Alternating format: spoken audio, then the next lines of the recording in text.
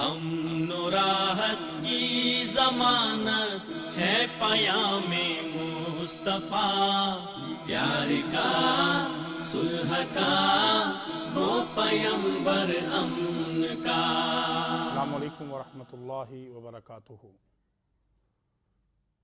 الحمدللہ وحدہ والصلاة والسلام علی من لا نبی بعدہ، اما بعد فاعوذ باللہ السمیع العلیم من الشیطان الرجیم من ہمزہ ونفخہ ونفثہ، بسم اللہ الرحمن الرحیم۔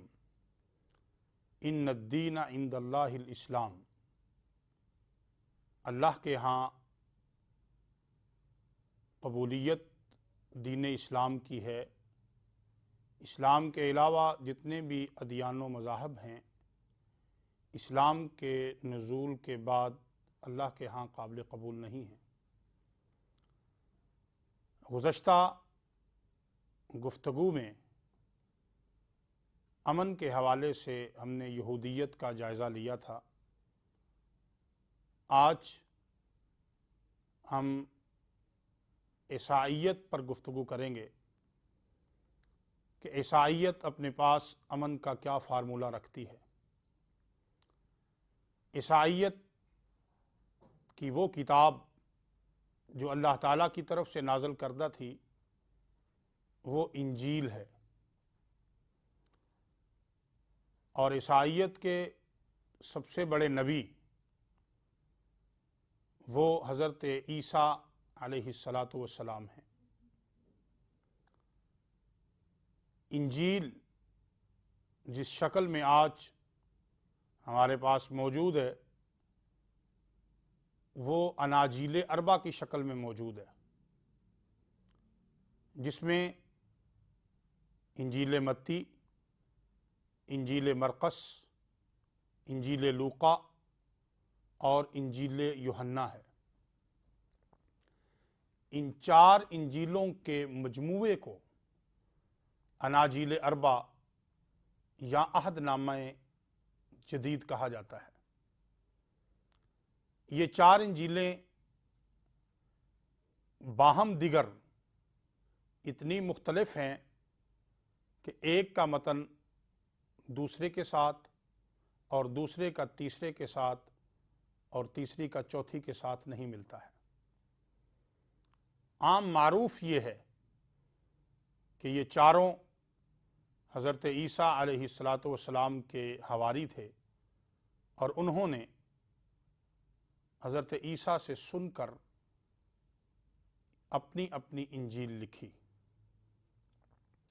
بہرحال ان چاروں انجیلوں کا مطالعہ کریں تو ان کے لیے امن کا وہ فارمولہ جس کا تعین ہم نے پچھلی گفتگو میں کیا تھا کہ امن کا فارمولہ وہ صحیح ہے جو منزل تک پہنچائے اور جس میں عالمگیریت ہو، جو پوری دنیا کا احاطہ کرے، پورے عالم کا احاطہ کرے۔ آئیے ہم انجیل میں دیکھتے ہیں کہ کیا اس کی تعلیمات پوری دنیا کے لیے ہیں۔ ہم اناجیل اربع میں سے انجیل متی کو دیکھتے ہیں، اس کا باب نمبر 15 ہے، اور اس میں 15 نمبر باب میں ایک عورت کا قصہ موجود ہے جو اپنی بیمار بیٹی کو لے کر حضرت عیسیٰ علیہ السلام کے پاس آئی، آ کے عرض کرنے لگی کہ اے مسیح علیہ السلام، میری بیٹی بیمار ہے، آپ اس پر دست شفا پھیریے تاکہ یہ ٹھیک ہو جائے اور میرے دل کو سکون اور چین مل جائے۔ حضرت عیسیٰ علیہ السلام نے فرمایا، بی بی، میں بنی اسرائیل کے لیے آیا ہوں، یہ مناسب نہیں ہے کہ میں بھیڑوں کی روٹی لے کر کتوں کے آگے ڈال دو، یہ مناسب نہیں ہے، لہٰذا جاؤ میرے پاس تیرے لیے دستے شفا نہیں ہے۔ انجیل متی میں آج بھی یہ بات موجود ہے۔ میں اس عبارت کے پیش کرنے پر مقصد یہ رکھتا ہوں کہ حضرت عیسیٰ کا پیغام پوری دنیا کے لیے نہیں تھا۔ یہ تو انجیل متی کی ایک دلیل ہے۔ اس کے علاوہ انجیل متی کا باب نمبر 10 ہے۔ حضرت عیسیٰ علیہ السلام اپنے شاگردوں کو کہتے ہیں کہ اے میرے شاگردو، غیر قوموں کی طرف نہ جانا، سامریوں کی طرف نہ جانا، صرف اسرائیل کے گھرانے کی کھوئی ہوئی بھیڑوں کی طرف جانا، ان کی تلاش کرنا۔ انجیل متی کے باب نمبر 10 کی یہ عبارت ثابت کرتی ہے کہ حضرت عیسیٰ علیہ السلام کا مذہب، ان کی کتاب پورے عالم کے لیے نہیں تھی، وگرنہ وہ کہہ دیتے کہ سامری بھی اللہ کی مخلوق ہیں، غیر اسرائیل میں جتنے بھی بسنے والے لوگ ہیں اسرائیلیوں کے علاوہ، وہ بھی اللہ کی مخلوق ہیں، ان کے پاس بھی جاؤ۔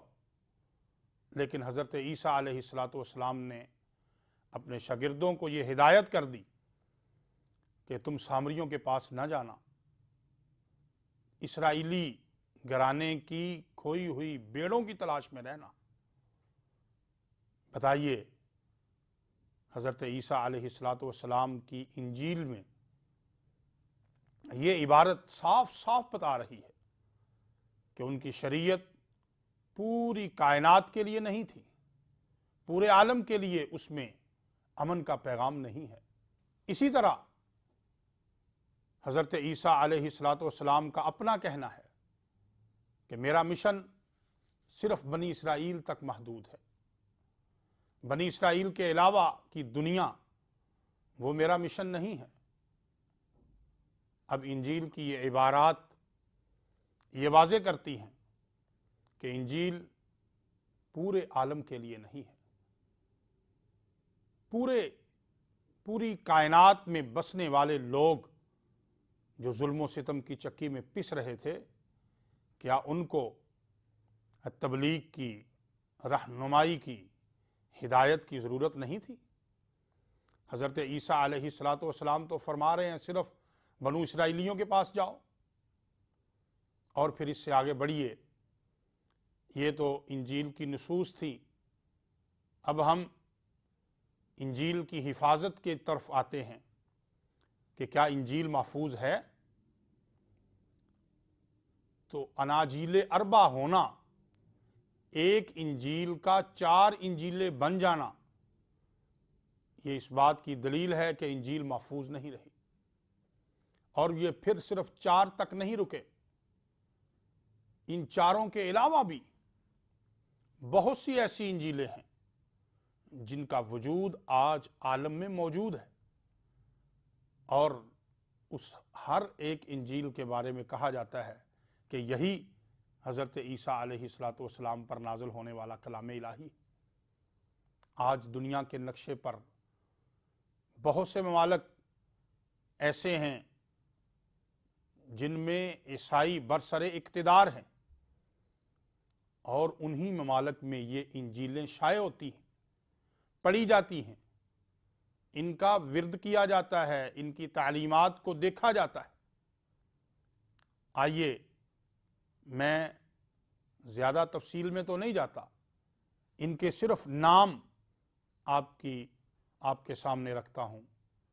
ایک انجیل ہے انجیل طفولیت، یہ انجیل متی، انجیل لوقا، انجیل یوحنا، اور یہ 4 اناجیل جو ہیں، ان کے علاوہ انجیل طفولیت ہے، انجیل طفولیت اول ہے، انجیل طفولیت دوم ہے جو لوقا کی طرف منسوب ہیں۔ اسی طرح انجیل پطرس ہے، انجیل برنباس ہے، انجیل اندریاس ہے، انجیل پاتھالوسی ہے، انجیل یعقوب ہے، انجیل پولوس ہے، انجیل ناصرین ہے۔ الغرض انجیلیں اتنی زیادہ ہیں، اور پھر ان انجیلوں کے متن میں اس قدر اختلاف ہے کہ ایک کی عبارت دوسرے کے ساتھ نہیں مل رہی، دوسری کی عبارت تیسرے کے ساتھ نہیں مل رہی، تیسرے کی عبارت چوتھی کے ساتھ نہیں مل رہی۔ جس کتاب میں اپنے اندر اتنی خرابی ہو، اتنی تبدیلی ہو، اتنی تحریفات ہوں، بتائیے اہل عالم کے لیے اس کے اندر کیا پیغام امن ہوگا؟ کائنات کے لوگوں کے لیے اس کے اندر کیا امن کا پیغام ہوگا؟ اور پھر صرف انجیل ہی نہیں ہے، عیسائی دنیا کے لٹریچر میں اعمال کے دفاتر ہیں، اور اعمال کے دفاتر آج انجیلوں کے ساتھ شائع کیے جاتے ہیں، اور وہ اعمال کے دفاتر ان کی تعداد 113 تک پہنچ چکی ہے۔ یہ وہ دفاتر ہیں، وہ کراسات ہیں، وہ ہدایات ہیں جن کے بارے میں حواریین نے یہ کہا کہ یہ بھی منزل من اللہ ہے، اللہ کی طرف سے نازل شدہ ہے۔ اب بتائیے، جس کتاب کی حفاظت کا یہ عالم ہو کہ ایک دو نہیں 20 انجیلیں موجود ہوں، اور ہر ایک کا متن دوسرے سے مختلف ہو، وہ پوری کائنات کے لیے امن عالم کی ضمانت کیسے ہو سکتی ہے؟ اعمال کے دفاتر اس پر زیادہ ہیں۔ حقیقی بات یہ ہے کہ آج عیسائیت ایسے عقائد کا نام بن چکا ہے کہ جن میں اختلاف در اختلاف ہیں۔ کچھ انجیلیں حضرت عیسیٰ علیہ السلام کے بارے میں عقیدہ تثلیث کی قائل ہیں، اور کچھ انجیلیں اللہ تعالیٰ کی وحدانیت کا سبق دیتی ہیں۔ کچھ انجیلیں حضرت عیسیٰ علیہ السلام کے باپ کا بتاتی ہیں کہ ان کا باپ موجود تھا، اور کچھ انجیلیں کہتی ہیں کہ حضرت عیسیٰ علیہ السلام بن باپ کے پیدا ہوئے ہیں۔ بتائیے، خود اپنا نبی، خود وہ رسول جس پر کتاب نازل ہوئی ہے، اس رسول کی اپنی ذات کے بارے میں جب اختلاف واقع ہو گیا، ان کی ذات تاریخی طور پر جب محفوظ نہیں رہی، ان کی کتاب محفوظ نہیں رہی، تو بتائیے وہ مذہب، وہ دین پورے عالم کے لیے کیسے امن اور اطمینان مہیا کر سکتا ہے؟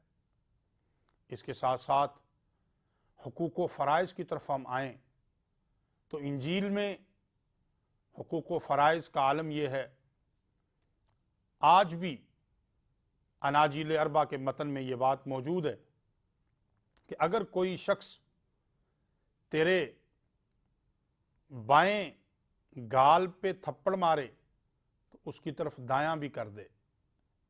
بتائیے، ظلم کو روکنا یہ امن کے قیام کے لیے ضروری ہے، یا ظالم کو ظلم پر اور آمادہ کرنا یہ امن کے قیام کے لیے ضروری ہے؟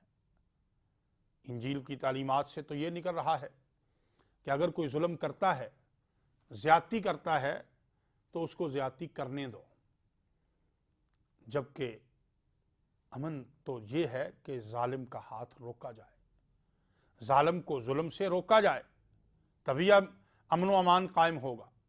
اور اگر ظالم وہ ظلم و ستم کرتا رہے، جبر و تشدد کرتا رہے، تو بتائیے امن کہاں سے آئے گا؟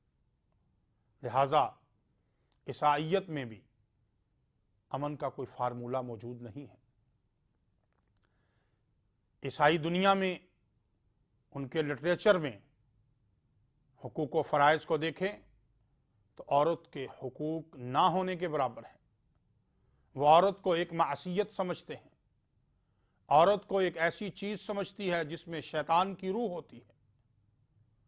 بتائیے، جو دین، جو مذہب، جو لٹریچر اس دنیا کی ایک بہت بڑی آبادی عورت کو یہ سمجھے کہ اس میں شیطان کی روح ہے اور اس کی کوئی کل سیدھی نہیں ہے، اس نے یکسر دنیا کی آدھی سے زائد آبادی کو تو ایک طرف رکھ دیا، جب عورت کے لیے ان کے ہاں کوئی درجہ ہی نہیں ہے، عورت کے لیے ان کے ہاں کوئی مقام ہی نہیں ہے۔ لہٰذا عیسائی دنیا اپنا سارا لٹریچر بھی پیش کرے تو امن و امان کا فارمولہ اس میں نہیں مل سکتا ہے کہ اس میں امن و امان کے فارمولے میں جو ہم نے لاہ عمل مرتب کیا تھا وہ یہ تھا کہ مکمل رہنمائی ہو اور پورے عالم کے لیے ہو، تو تورات میں مکمل رہنمائی بھی نہیں اور یہ پورے عالم کے لیے بھی نہیں ہے۔ آئندہ ہم گفتگو میں بدھ مت اور ہندو مت کا جائزہ پیش کریں گے۔ وآخر دعوانا الحمدللہ رب العالمین۔ الفت و مہر و مرافت سے دلوں کو جوڑ دے، رحم دل اتنا کہ جانی دشمنوں کو چھوڑ دے، رحم دل اتنا کہ جانی دشمنوں کو چھوڑ دے۔ امن و راحت کی ضمانت ہے پیام مصطفیٰ، پیار کا صلح کا وہ پیمبر امن کا۔